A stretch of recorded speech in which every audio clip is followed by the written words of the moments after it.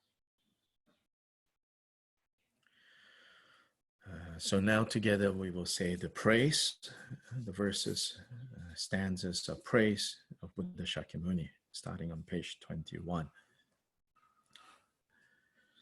At the time of your birth, chief of two-legged beings, you took 7 steps on this great earth and declared, I am the most excellent one in this world.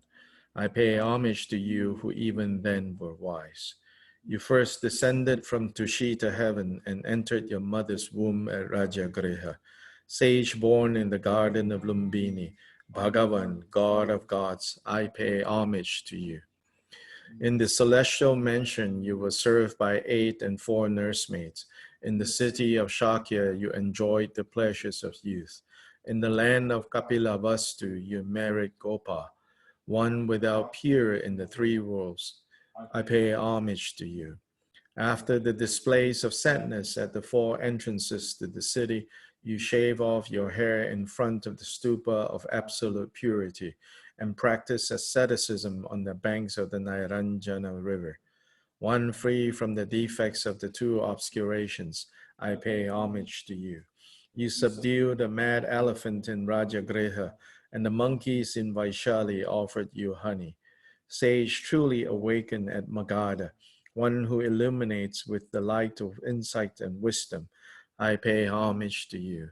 You turned the wheel of Dharma at Varanasi, performed great miracles at Jetavana, and attained parinirvana at Kushinagara.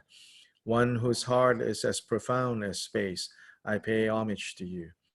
Thus is the Bhagavan, the Lord of the Dharma. By the virtue of this brief praise of your deeds, may the actions of all beings also become like your deeds, Sugata. Tathagata, may I and all beings become just like you, with a body, retinue, lifespan, Buddha field, and excellent name like yours. By the power of praising and supplicating you, may sickness, evil spirits, poverty, and conflict be pacified wherever I and the rest live, and may you make the Dharma and auspiciousness proliferate. May teachers come to the world and the teachings shine like the rays of the sun. May holders of the teachings, disciples, discourses, and practice flourish. And may there be the auspiciousness of the teachings remaining here for a long time.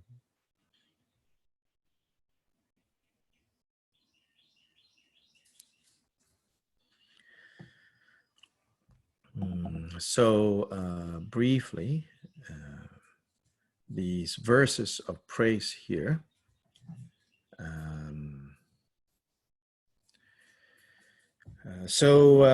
The first one on page 21, he says, at your time, at the time of your birth, chief of 2-legged beings. So it said, this is a common Indian expression. 2-legged beings don't include chickens. Okay, it's talking about humans. It's a common phrase in ancient India. That means 2-legged beings is referring to humans and to gods, imagine as having 2 legs as well. So chief among the 2-legged beings, so chief among humans and gods. Then it also has a connotation because legs, pada, in Sanskrit, it's also a symbol for the 2 accumulations. The accumulation of merit being 1 foot, and the accumulation of wisdom being the other foot. So these 2 feet is what makes the Buddha stable. So chief among those who are accumulating merit and wisdom. So even at the time of his birth, in this last lifetime, he was already perfect in these 2 accumulations, accumulation of merit and accumulation of wisdom. Then it is said he took 7 steps. So he walked, it said. In the Lalita Vistara, if you have read until that point, it tells us, he walked more than 7 steps actually. He took 7 steps upwards. And then he took 7 steps down. And at the end of each 7 steps, he declared different things. So the one most quoted is this one: I am the most excellent one in this world. In the longer version, it says, above in the heavens and down here on earth, I am supreme. In another, after walking another steps, in the Lalita Vistara, it tells it, he also says, this is my last rebirth. From now, there will be no more rebirth in samsara for me. So this declaration, at birth, right? Now, I will leave it to you whether you want to accept that literally, Siddhartha, when he was born, took these 7 steps or not. That's entirely up to you. I will just say that, anything is possible. Anything is possible, likely or not likely, I don't know. Yeah. But everything is possible. Yeah. Then, more importantly, I think the statement of Siddhartha saying, in the heavens above and down on earth, I am supreme. This I, what is this I? This I, of course, is not the confused, egocentric I. And this is what's known as the great self, the great I, the great self. This is the great self, which is not self. Put it in another way, this is our Buddha nature. And this confidence or this pride that this baby had at birth is the same kind of pride or confidence which is in Vajrayana called divine pride. Divine pride. So not ordinary pride. Ordinary pride is destroyed by divine pride. And divine pride is the pride or the confidence that comes from the state of Buddha, knowing that nothing whatsoever ultimately exists, while everything manifests in an illusory way due to causes and conditions, everything arising, ceasing, and therefore not at all moved by comings and goings, and totally the Lord and the chief of all that exists is the one who sees this, the one who understands this. So just as Buddha Shakyamuni declared that, we should declare that, so to say, especially if we do Idam practice. So in the Idam practice, we are basically embodying the same statement that he said at his birth. Above in the heavens and down on earth, I am the most excellent. This I is the I of Idam practice. So I pay homage to you who even then were wise.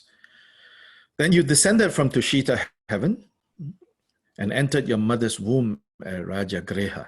So again, in Lalita Vistara, it gives in detailed, how. So it is said that all Buddhists,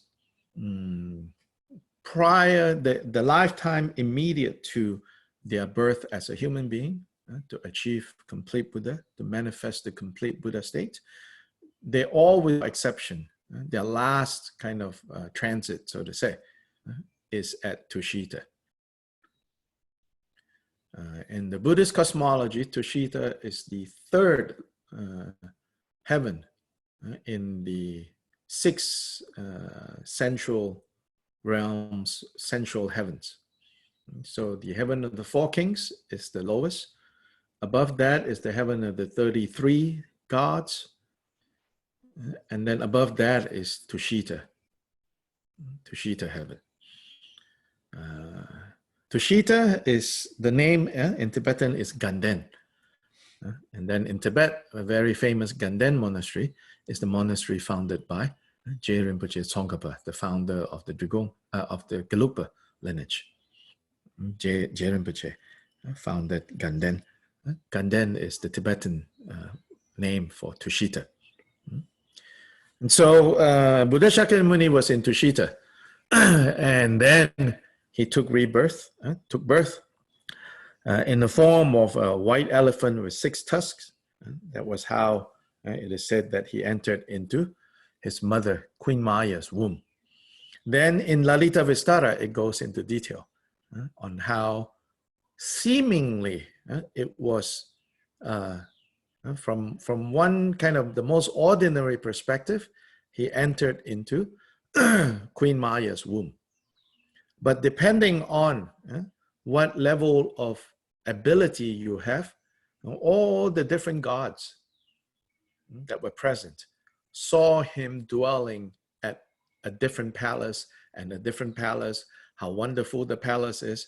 So during the time of his conception, ordinarily speaking, we say he was conceived and he was in the womb of Queen Maya, in the human womb, the way we understand the human womb and what's in the human womb and how the fetus develops and all of that.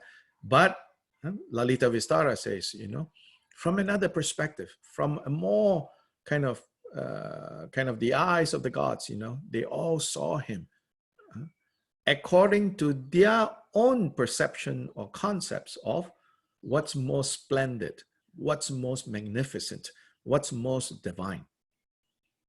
In a way, right, from their perspective, they look at Queen Maya's womb and they would think, oh no, that's a terrible place, based on their perception. Likewise, for some others might perceive Queen Maya's womb and say, oh, what a wonderful place. But what it says in Lalita Vistara is like depending on different gods, right? They all each were housing him in the most splendid palace, the most splendid place. And they could see him teaching the Dharma even then. So again, I leave it up to you, how literally you want to take the telling of this story. The more important point, again, comes back to all appearances is the result of the mind perceiving it. The perceptions of the mind is the perceptions of the mind. We perceive what we perceive because of how we perceive what we perceive. And so all appearances are manifestation of mind. I think that's like the core point. So here, according to Indian expectations, Indian traditions, an elephant, a white elephant, an albino elephant, in fact, with 6 tusks, is considered to be an auspicious sign. And so it is said that the mother, Queen Maya, had this dream. That, while she was observing the 8 precepts in seclusion during, she was observing the rules of training. Somehow she knew the importance of these virtuous observation of the precepts. She had this dream where a white elephant with 6 tusks flew down from the skies, circumambulated her, and entered her womb from the left side, it is said. Then, months later, the Buddha was born. Born in this place called Lumbini. The forests, not quite garden, but maybe kind of fancy way of saying garden, but he was born in the forests in Lumbini. So according to the traditions of India that time, when a woman, especially a wealthy one, like her mother, the queen, they usually would go back to their parents' home when they were giving birth to their children. And so likewise, Queen Maya was on her way back to her parents' home. But it was said that before she arrived, maybe they left too late, before she arrived along the way, she felt the movement. And then she understood that her child is going to be born. So she asked them to stop the carriage, to take a break. Then she went down and walked a little bit. Then it is said that she felt that it was time for the child to be born. So in her labors, it said that she held on to a branch of the pipal tree, a type of ficus tree that was growing in Lumbini forest. As she was holding on to that, the child was born. So he is here praised on page 21, Bhagavan, the Lord, the God of gods, meaning even all the gods look to him as the God, so to say. In the celestial mansion, you were served by 8 and 4 nursemaids. So after his birth, he was provided with everything. So in the city of Shakya, Shakyas are the tribe that he came from. So he is called Shakyamuni. Muni is like the sage of the Shakyas. Because after he was born, during the traditional naming ceremony, his father invited many ascetic sages, important kind of wisdom beings, wise beings, not wisdom beings in the sense of like deity yoga, but wise beings were invited to give a blessing and also to predict the future of this prince. And it is said that lots of these ascetics were invited, also a way for the father to create merit for the child by making offerings. This is a practice that was already known pre-Buddhism, the practice of generosity, especially giving to religious figures, giving to spiritual figures, giving to teachers. Then it is said that there were 8 chief kind of ascetics. 7 of them said, he will either be a great spiritual master, becoming a Buddha, or he will be a universal king, conquering all directions, bringing peace to the whole domain. And then the father heard that, and the father said, oh, I want him to be king. But the 8th one said, with certainty, he has only one possibility, that is, he will be a Buddha. But the father heard this, and so the father tried to shield him from being distracted by things like unhappiness. Father tried to shield him from that. And so it says here, in the city of Shakya, you enjoyed the pleasures of youth. And then in Kapilavastu, which is the city of the Shakyas, he finally married this princess from a neighboring king called Gopa. Here she is called Gopa. Her more common name is Yashodhara. But interestingly, scholars said that in all the early sources on the life of the Buddha, she wasn't named. She was only called by her son's name, Rahula Mata, the mother of Rahula. But here the name given is Gopa. So one without peer in the 3 worlds, I pay homage to you. After the displays of the sadness at the 4 entrances to the city, you shave off your hair in front of the stupa of absolute purity and practice asceticism on the banks of Nairanjana river. So it said that eventually the prince, even though the father tried to shield him from any experience of suffering, eventually he saw the reality of life. This is represented by the 4 sights that it is said that he saw. He left his palace 4 times to investigate, to see what's out there. He was really curious. And that was where he saw people who were sick, and people who were old, and people who have died, And then he saw an ascetic. These are the 4 sites.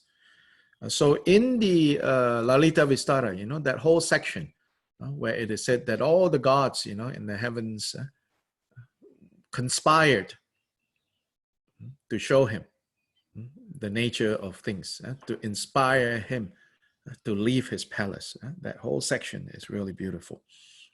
And finally he left, cut his hair to become an ascetic, and practice for 6 years in this area called Gaya. He subdued a mad elephant in Rajagriha, and this is referring to Devadatta, his jealous cousin, who tried to kill him by feeding fermented, I think it was fermented, some kind of fruit, so that it caused the elephants to go drunk. And so there was a stampede of elephants that Devadatta used to try to murder the Buddha. But the Buddha, through his metta, through his loving kindness, subdued the elephant. Then the monkeys in Vaishali offered him honey. This is the time where the Buddha, his monks were fighting so much until he got fed up with them. He said, I cannot stay with you guys, if you keep fighting amongst yourselves. So then he left and went by himself into the forest. Then it is said that a monkey and an elephant came to attend to him. So in Theravada countries, some Theravada countries, around August, September, they have a honey festival. On the full moon around August, September, they celebrate this called Madhu. Madhu is honey. Madhu Purnima, the full moon of honey. And that's when the laity go to the monastery and make offerings of honey to the monastic Sangha, this to commemorate this monkey giving honey. It also commemorates, then eventually the Buddha came back. He came back when his disciples that were fighting decided to lay aside all their differences and to come back for the harmony of the community. So this Madhu, this honey festival, is a symbol of unity, of giving up, our pride, our positions. I'm right, to give that up. Sage truly awakened at Magadha. Magadha is a neighboring kingdom. Bodh Gaya is in the Magadha kingdom. Kapilavastu is the capital of the Shakya kingdom. So he achieved awakening at Magadha. Then turned the wheel of Dharma at Varanasi, at Deer Park, which is right outside of Varanasi. Performed great miracles at Jetavana, which is in Shravasti, and attained Parinirvana in Kushinagara.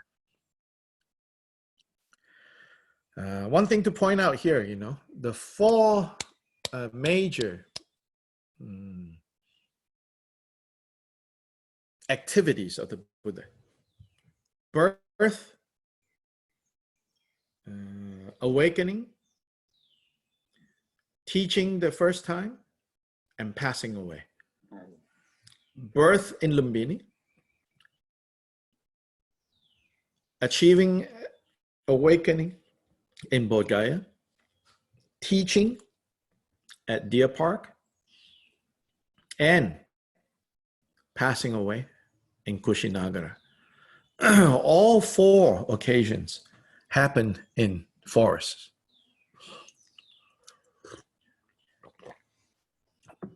All 4 happened in forests.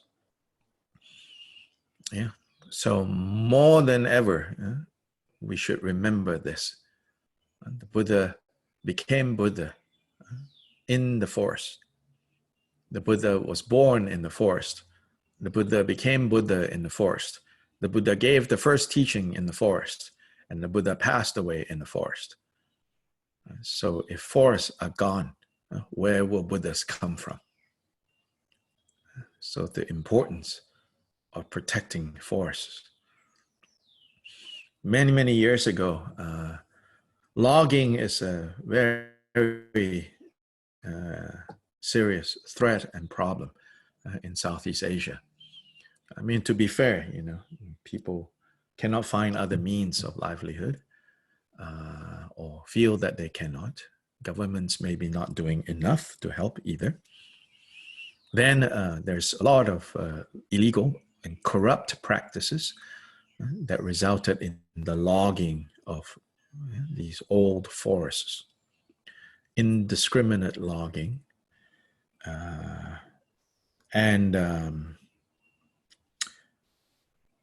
so it was a threat, to the environment there. And then on top of that, it was a threat to also the old tradition of forest wandering monks and monks practicing in forest. So a lot of monks in Thailand, Laos, Cambodia, these strong communities of forest monks, they started to ordain trees in the forest.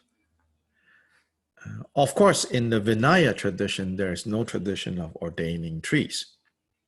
But on the popular level of belief, for the loggers, for the villagers who feel like they are forced to go cut these trees illegally, when they see monk's robes wrapped around these trees, they dare not cut because they think, this is like killing a monk. So that happened, so the monks went to the forefront of this movement. So the equivalent, I suppose, to in the West, people chaining themselves to trees so that they cannot be cut.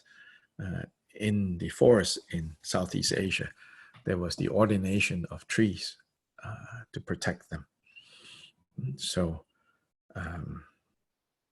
it's no coincidence that the Buddha was born in the forest, a chief Buddha in the forest, taught the first lesson in the forest, and passed away in the forest. And for most of his life as Buddha, dwelled also in the forest.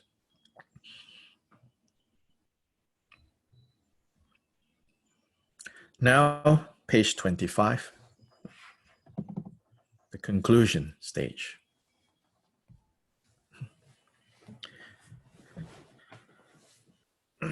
Together, we can say this. The front generation Bhagavan, the Lord of the Dharma, melts into light and dissolves in the Muni mantra circle, which then dissolves into the Mum syllable. As the Mum syllable dissolves into the spot between my eyebrows, my body, speech, and mind become inseparable from the exalted body, speech, and mind of the conqueror. Now, meditate on the dissolution stage as described in this section. Then in the notes, it says, as soon as this happens, as soon as Buddha Shakyamuni and you become inseparable, meditate as inseparable. As soon as this happens, practice the meditative equipoise of breathing in and out. Thus, in accordance with the sutra on breathing in and out, i.e. the Anapanasati Sutra, focus your attention on the incoming and outgoing breaths and maintain non-distraction for at least 15 minutes. Furthermore, it says in the Bodhicaya-vatara, if the discipline of guarding the mind is lacking, what use are many other disciplines? Finally, Drikungkyopa said, the main path of the Buddhas of the three times is constant mindfulness without interruption.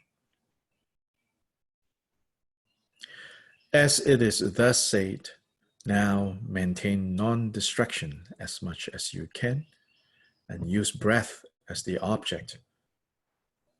Use breath. Use the observation of the arising and ceasing of breath. as the anchor for non-distraction.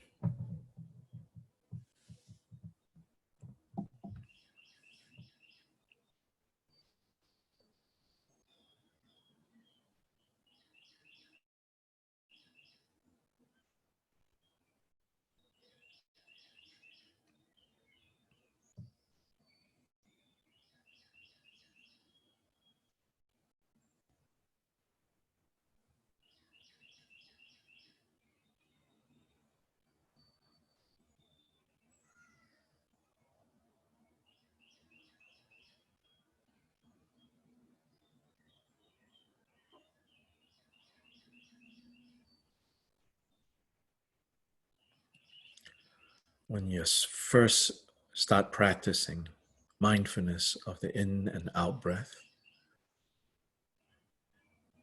it is helpful to develop a sense of curiosity about breath itself, so that you're not just passively watching breath coming in and out. Because especially if you're just beginning to use this method, too much passivity, being too passive in watching breath in and out, will let your mind easily wander off or might even cause drowsiness. So it is a skillful method to, especially at the beginning, to take an interest in breath itself and to be curious about it. So what that means is, stop taking breath for granted. Approach it, watch it, observe it as if this is the first time you are seeing something so amazing. Observe how each breath is literally the basis of your life. And so look at it with curiosity. Look at it with interest, noting the different sensations and quality of each breath, how they are different, how every breath is unique.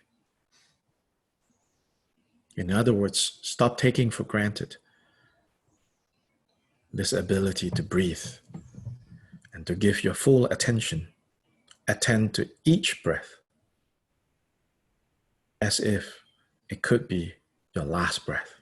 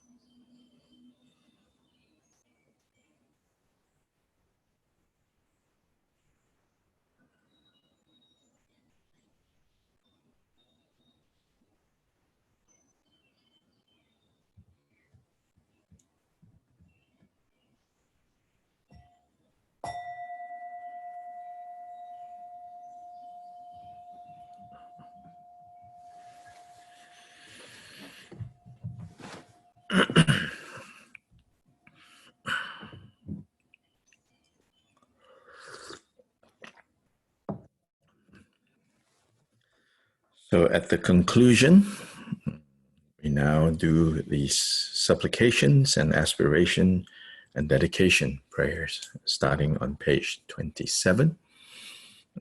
Let's do this together in English.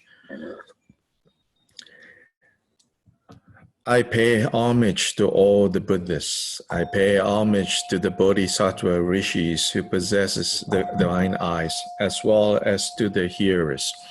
I pay homage to bodhicitta, which precludes all bad realms and shows the path to the higher realms, thereby guiding one to the state without aging and death. Whatever evil deeds I have done under the domination of my mind, I approach the Buddhas and confess them all. I have accumulated a collection of merit through the three types of actions. Through the seed of omniscience, may I attain the inexhaustible awakening.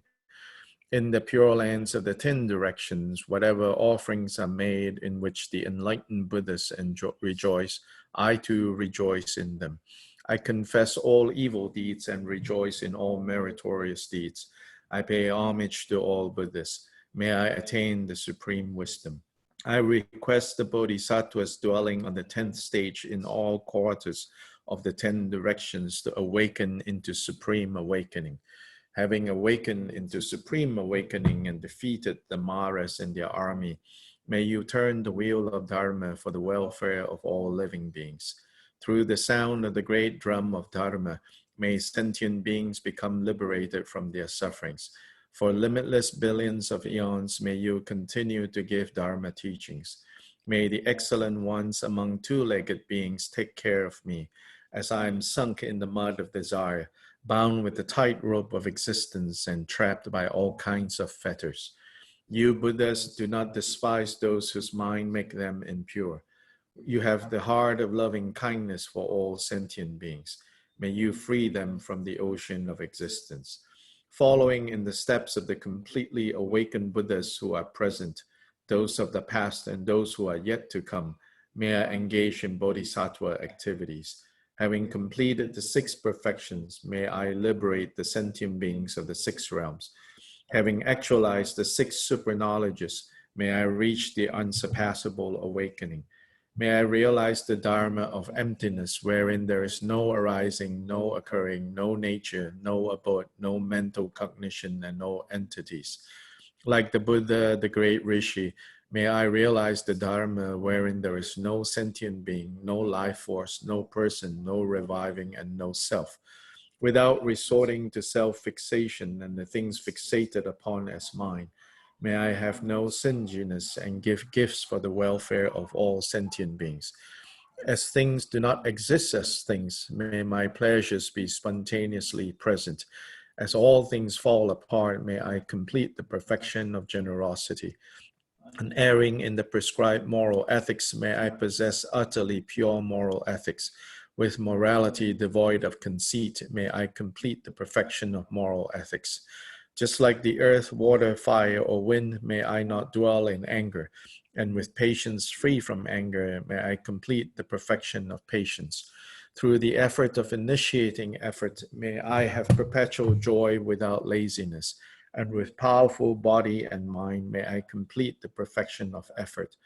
Through the illusion-like equipoise, the brave progression equipoise, and the diamond-like equipoise, may I complete the perfection of meditative concentration. Through the 3 doors of complete liberation, the sameness of the 3 times, and the actualization of the threefold knowledge, may I complete the perfection of excellent wisdom. With words of praise from all the Buddhas, with brilliant light and blazing magnificence, and through my efforts to do as the Bodhisattvas do, may my aspirations be fulfilled.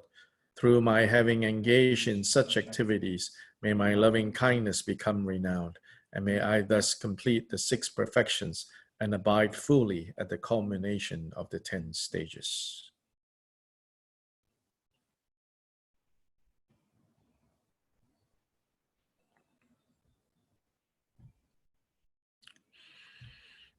So now, briefly, we have 10 minutes. Let's look at the Lalita Vistara, the play in full.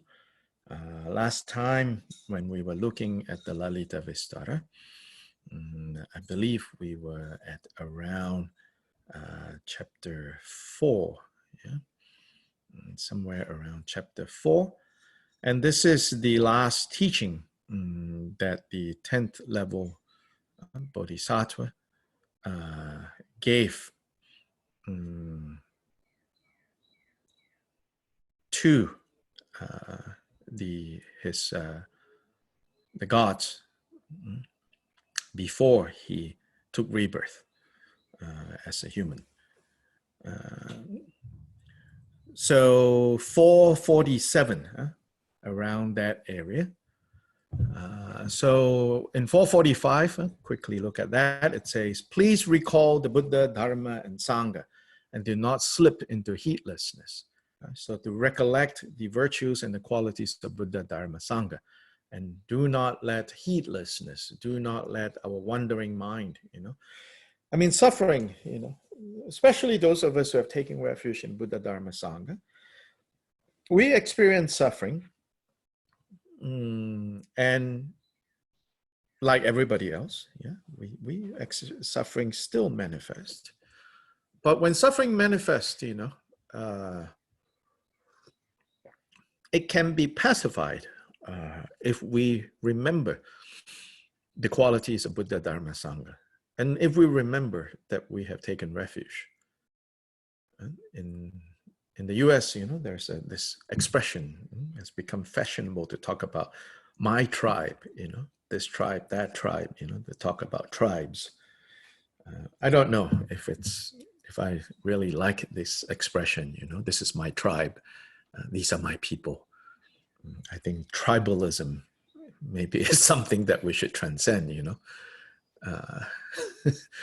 but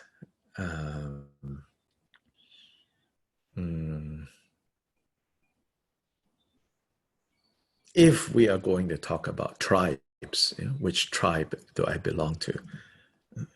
Then we have to remember, we belong to the tribe of Buddha, Dharma, Sangha. That's the tribe that we belong to.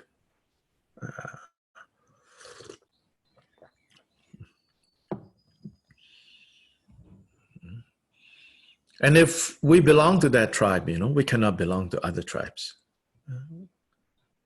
Either we have taken refuge or we have not taken refuge. If we've taken refuge, then we have entered the tribe of the refuge in Buddha, Dharma, Sangha. And then within that tribe, you have even a more advanced group, so to say. It is those who have generated bodhicitta. So we have to remember that. I think there's a question about the page. No point page, because this e-text, everybody, depending on your reader, you have a different page. That's why I said it's 445, chapter 4, section 45, 46, around there.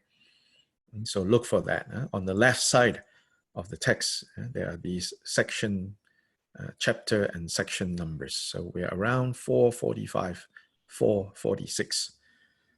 On my reader, it's page 74 out of page 750.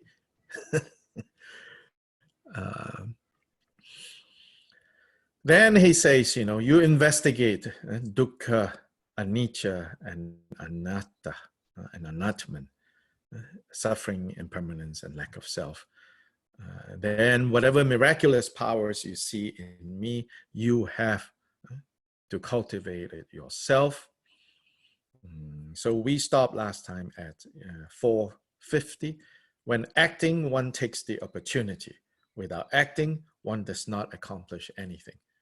And this is also in some other occasion, I talked about how we have to, develop and again, we have to take this path, take responsibility for this path. And part of taking responsibility is to be on the lookout as to when a door is being opened for us. You could say that your karma has opened that door. You could say that the kindness of the guru has opened that door. But when a door is opened, you have to recognize, oh, that door is being opened for me. Now, can I enter or not? Am I ready to enter or not? You have to think about that. Sometimes it will feel like, no, I'm not ready. But in fact, if someone had give you a push or a shove, you can overcome that fear or uncertainty, and then you enter. Then you go, oh, actually, it is not as bad as I thought. It is not as, I am not as unprepared as I have thought. Then sometimes, yes, it is prudent, it is wise to not simply rush in until you have considered. But then, until you are 8th level bodhisattva, things cannot be really that controlled. Until you are 8th Bhumi bodhisattva, all the controls that we try to put in place, some out of fear, some out of hope, they're all going to be, see what happens. That's the best I can say. At the 8th Bhumi, then that kind of control, is a genuine one that arises from having developed all the muscles. Now, where do these muscles come from? The muscles of bravery, the muscles of certainty, and the muscles of clarity. It comes from making mistakes, from no ground to ground 7. So you have to be brave to make mistakes and to recover from the mistakes. And then, you have developed some strength. 451. Recall all the sufferings you have experienced circling through circular existence until now. So that is not to say that you should dwell on miserable experiences and beat yourselves over it. It doesn't mean that. But it does mean, we have to look dukkha directly. Part of the strategy of the demon of samsara, if there was such a demon, meaning if there was such a devil that consciously keeps us trapped, so it's only a poetic way of saying that the demon of samsara, parts of the demon of samsara strategy is to distract us, not even distract us from practicing dharma in general, but to distract us from the reality of dukkha. Why we are still here, why I am still here, I can tell you, in this state of confusion is I am not quite convinced that samsara is dukkha. That's the truth. On most days, I think, it's not so bad. So if it's not so bad, well, then why work so hard, to get out of this situation? There's something else to watch on Netflix. Or worse, there's some other fear to feed on social media. There's some other fight to get involved in on social media. There's some other argument to make. There's some other stress to go play with. Because fundamentally, not convinced yet, that dukkha is so pervasive. Not so convinced yet that samsara is dukkha. And so we constantly put up with it, so to say. Every time on the verge of jailbreaking, the jailer comes and say, hey, guess what? Giving you another hour of free time to play in the yard. And then you're like, oh, well, maybe this jail is not so bad after all. And then, things get bad. And then you're ready to jailbreak again from samsara. Then the jailer comes and say, hey, guess what? We're going to improve the food in here. Oh, not too bad. That's how we keep, no jail, no prison can really keep us there unless we kind of, on some level is going along with it. Metaphorical jails and prisons. I'm not encouraging literal prison jails, jailbreak, just to be clear. So here it says recall, remember, bring to mind all the suffering you have experienced circling through cyclic existence until now. So it's a circle.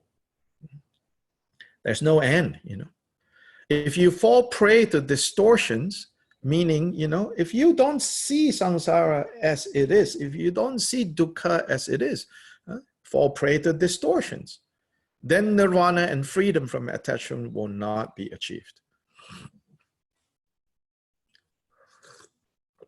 You cannot be free until you want to be free.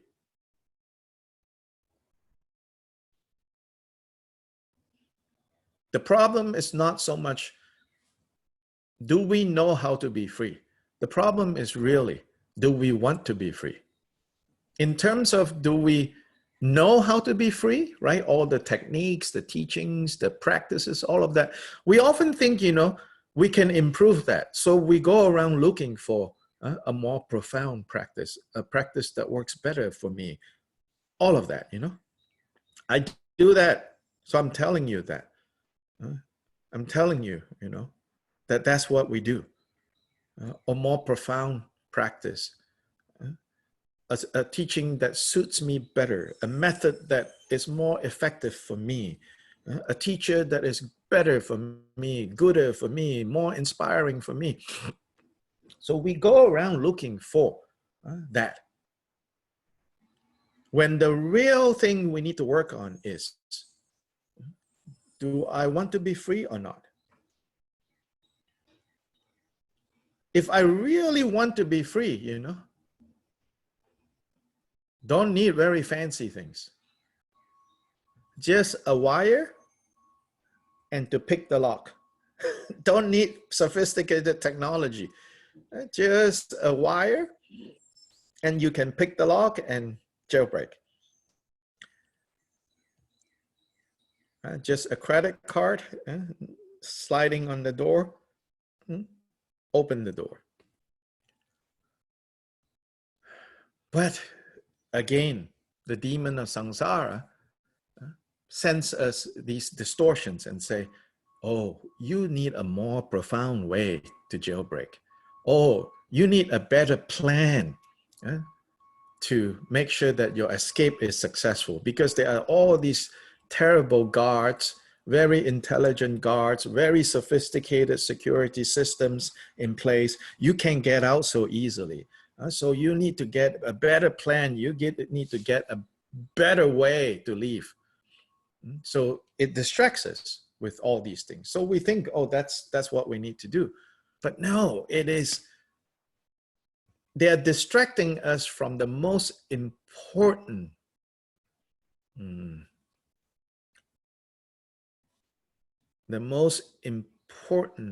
ingredient, the most important point, which is, I want to get the heck out of here. No matter how comfortable you make it, it is still a prison. I need out. I want out. It's not a one-time thing. If we keep going back to that, developing that stronger and stronger and stronger and stronger, then everything falls into place. Then whatever teaching, whatever practice we do, it will work. In other words, if we don't have renunciation, nothing else would work. Everything else, just a waste of time, just a waste, just distraction. Therefore, having now obtained freedom, meaning freedom to practice, which we have, the freedom and the leisures, a spiritual guide, we have, all of us have so many spiritual guides, to the point that you have to choose, which day to listen to which one. And a conducive environment. We do have that, And having met with the superior teaching of Dharma, you should pacify attachment and the other afflictions, freed from pride, arrogance, and conceit on the one hand, and always flexible. This is an important quality. This flexibility, right, is not talking about being flexible with your afflictive emotions. So giving in to them, flexible in that way. Flexible in the sense of always knowing that, you know, when you apply the practices, you apply the teachings, right? You cannot stubbornly think it is only this way or that way. You have to pay attention and be flexible. And then be flexible with difficulties. See, difficulties become more difficult when we're inflexible.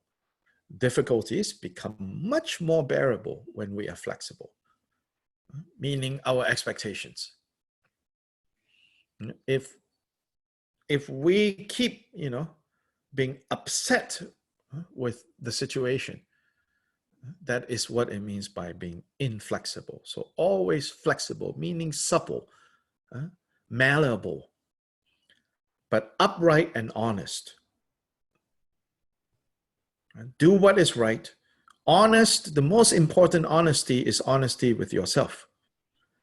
Then dedicate yourself to reaching the transcendence of suffering and apply yourself to realizing the path. Disperse all the darkness and turbidity of ignorance with the lamp of knowledge. Tear the net of error with its latencies, using the vajra of wisdom. What need is there to say so many things? It is in your interest to follow this teaching. If you do not abide by this teaching, this is not the fault of the teaching. When I attain awakening and shower down the teaching that leads to immortality, you who have pure minds should come and listen to the true Dharma. Siddhartha, well, not yet Siddhartha, the Bodhisattva on the 10th ground, said to his friends, soon I will manifest the awakening, full Buddha, then come and listen to the Dharma. And so this was the last teaching that he gave to the gods, formal teaching to the gods of Tushita, heaven of joy. So today we will end here. I hope you will continue in this Buddhist Lent period. Use this time to engage in virtue, to sharpen your awareness of what is virtue and what is non-virtue, to abandon non-virtue. And in doing so, you know, then the work of purifying the heart begins.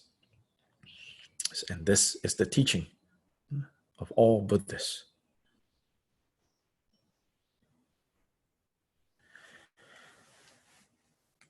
Changchu Semcho Rinpoche Magye Banam Gye Gyurji Gye Banyam Pa Me Paya Gone Gong Du Bewer Shu.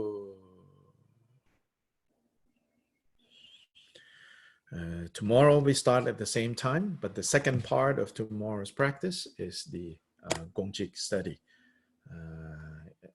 If someone can post a few pages, the next few pages for the Gongchik book to the Gongchik WhatsApp group, we will be continuing to look at the statements from chapter 6, a few more statements from chapter 6 before we go back to chapter 1, the statements from chapter 1.